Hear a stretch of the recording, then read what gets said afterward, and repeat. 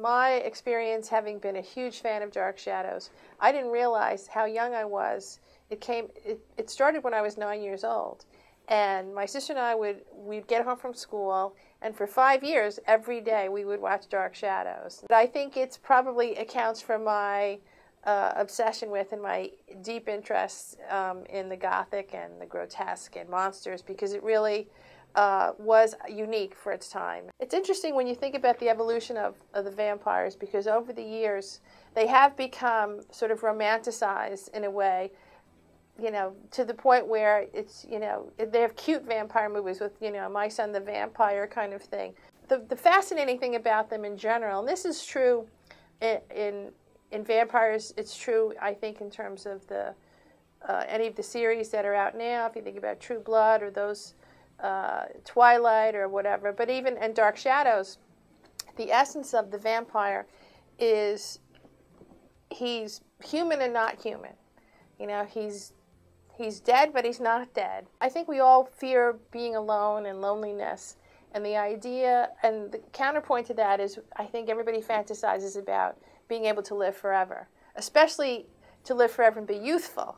But the vampire figure, they're often unwilling. You know, even Barnabas Collins in Dark Shadows is turned into a vampire out of spite by a witch, and then he's buried for 200 years, and he's conscious that whole time. I mean, it goes back to Edgar Allan Poe. I mean, there's so many elements, and the tragedy and the horror all come together. So he's buried for 200 years, and then is resurrected, again against his will. So it's an interesting sort of paradigm where, on the one hand, it's monstrous, and he feeds off of other people. You know, the vampire figure feeds off of the living, but almost invariably, and I think this is where the romantic part comes in, it's because he's lived for so long. It's everybody that he knew was dead.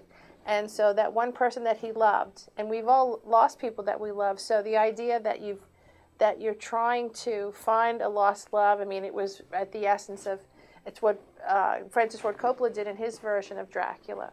You know, Dracula's always searching for that lost love, and it's the essence of Dark Shadows. Barnabas wants to get back Josette, the woman that he loved before she was thrown off a cliff, or motivated to throw herself off a cliff by the witch. So I think that really is the essence of it. It's sort of, it's appealing in terms of the idea of eternal life.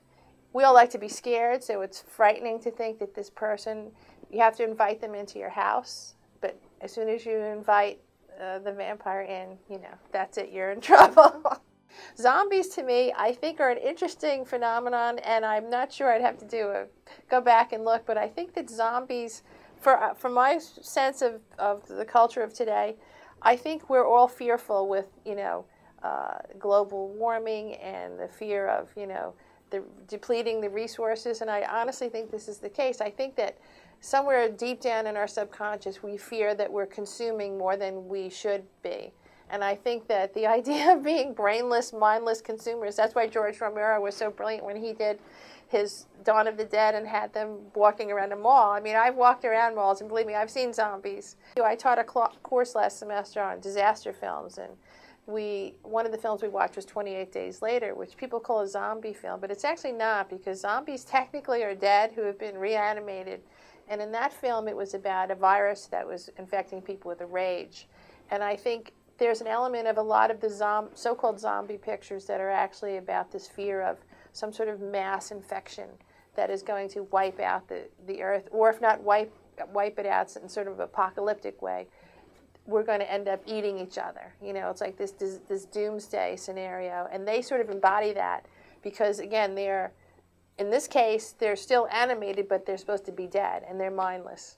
You know, that's the appeal. It's almost, again, we want to experience it like a roller coaster without actually experiencing it in reality.